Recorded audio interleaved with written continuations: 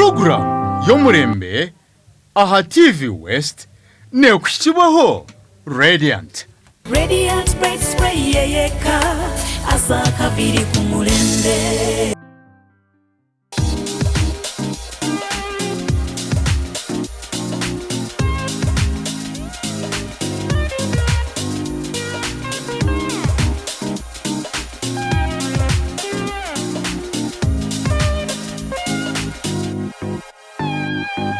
Umurebi wa TV West ningutangira aha program y'omurembe nanye Jacqueline Arinda betu utakayebwa ngo aba Radiant nibo bakututamu sente zabo zishikire kurebeka ngo abacyara hamwe n'abashija twarebekaje amashoke gitu erizoba ntwenda kureba aha Bugari abinjino mutekateka ngo Bugari tubura hamurembe ningasho Bugari nubwo abakare ningasho Bugari nubwo abantu abina kasente kake bitahungambiro Bugari kira murembe kandi w'amani umurembe ogwitu ogwa hati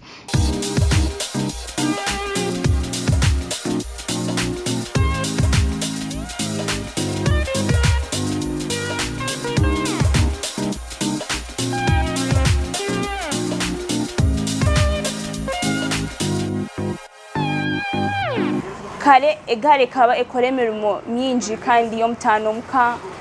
ekaba yeguranga nkebitoce ekabe kwa nka transport na hacha abana bareba diverting bakargo mugari bakazanko motoka pichi nebindi konke gari hatekiroho kandi ekikora emirimo minji areas nyinji nka Soroti nka Mbale nka Kabale egari zikora zichakora nka transport abana barebe bakoza nka motoka nachi konka kare egari zikazikora nka ambulance ikane etwara abariro mu irwaro ati nkeje gari mbageta Eastman egumire buchoma cyecho na kigumire eineje career ni egumire mnonga ne basa kwe correctoche ne omuntu no nionozaho no jivuga no ndijo nashitamo ejentebe na yegumire okuza kujimaintaining ino kuba no gitwara a service yagira nkakoma kacweka nkagana mahembe ejinkengere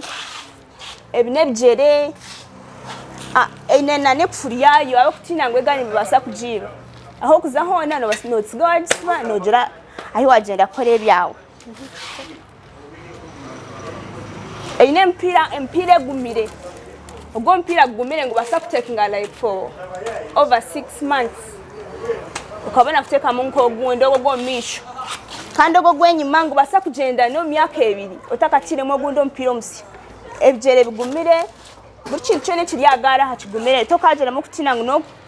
noza kuvuga for 1 month ebe ya kuzira ate kinde cyo kurinda orujegere okubura kokura kandi ejimba lyeta madgard ne kuyamba nkenshira yabegwire obuteshike byondo ejikengere ne kuyamba kabantu babali nko muhanda okutere ngombe bakarugamo ed system ejine ya breach kwenda wano vuga otaka funaka accident either way nka speed ya empango no chendeza no maintaining obwakale egare kabe ejeti konka hati abantu bakoziremu empinda induka hati bakozire nkaka akanoka yamba okuteka hantebe aha obutakushasha wano vuga okavuga comfortable barese obwobu ati nkomba bweta reflectors obu nobwo mu mpaji omomu kechire waba notambura emoto ekaraka kureba obutakutomera ndubukora nka security nabwe then harhobu obu nawe reflectors konka mugenda ha madgard anajigambireho ne yamba kenjira yabegwire egaro butakushika ebyondo ataron kechi bacheta chain cover echechi nchukuyamba orujegere obutagumanda rugamo kandi hatizireho na kandi akonka kuyamba nakonka kora murumo gumwe konka nkarebuka hoje mnonga abo kugira ngo nikace nikaka akamba keta kagabo ernigabo obwakare okoshanga nkekigere cyamara kura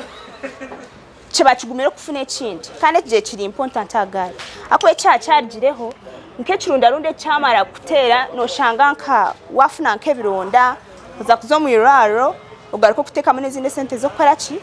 zo kwejanjasha kandi uko kabeno gure bijere immediately egari yamara kunaga bijere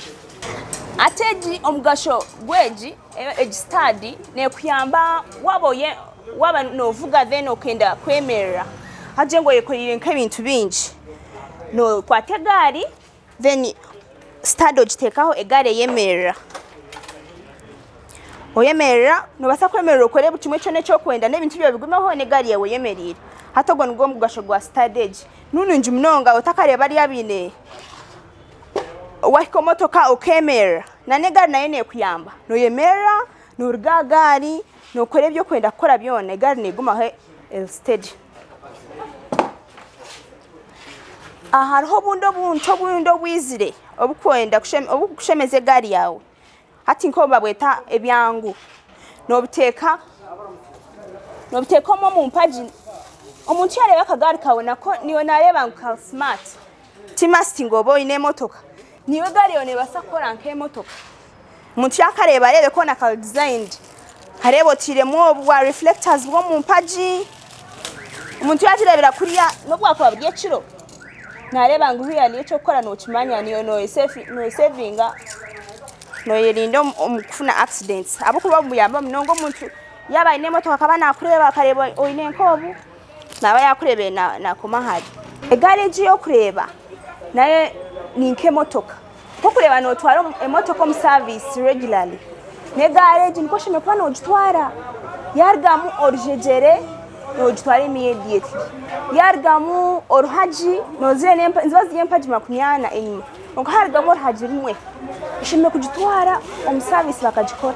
akoro orhaji kurukurgamu abara kurugaramu nezini zigumanzi kurataho ziguma nizirugama yafa anything omu ekikwaterene cha break akantu kache mbayeta nke binyizi ni pads byargam oshemere kugitwara mu garage bakajigarama akuba noza kwefiriza okutwara mu garage habwa shinji bitano abako binyizo niko bikugura no kushanga amagara gawe agatagura ekintu cyone gagenda wafuna ka accident wabo stand ebijere buri kintu cyona ahagari cyama kurugama bano mpira omwika nacho ne kintu cyamana ahagari omwika gwa gutarimu egari tekutambura shime kuba noba oguzire ebomba yawe eje bomba ne kintu cyamani ahagari waza kutambura nchendangu ogumogende ne bomba yawe ko kureba wowe ne motoka no shime kuba no waza utakasimbure motoka ompira gurumo mwika ne gari yawe nko shime kuberi waza kusimbura shime kureba omwika gurumu omupira kandi gwa gutarimu ogutekemu kwetantara nka accident saha muhanda ninga kuremeza kugenda okora bibyokora obwakare ko shanga nko mcharo chona ninga nka umugombora ebombe kawewe ine nka chairman wenka konka hati ebintu bikoroba no shanga buyomo wena nabasa ku accessinga kugura nka kabomba akatika kusera so nchwanda ngo buyomo wena akaiseho abakubani katambe ibintu byinji binonga kare akaba hariho ototu bombo otuntu turukomone konko bwa hati bakija bayerobya wa leta eze bomba basakora gari nzi basakora aha pichi aha motoka buri kintu cyona so ncenda ngo yefundeje bomba kuba netwaro wiro bwinjo kufa kandi ninunji okukira hari yakani karausya kuteka mu pressure reka tuzomuka humuro nabwa nyuma tugarike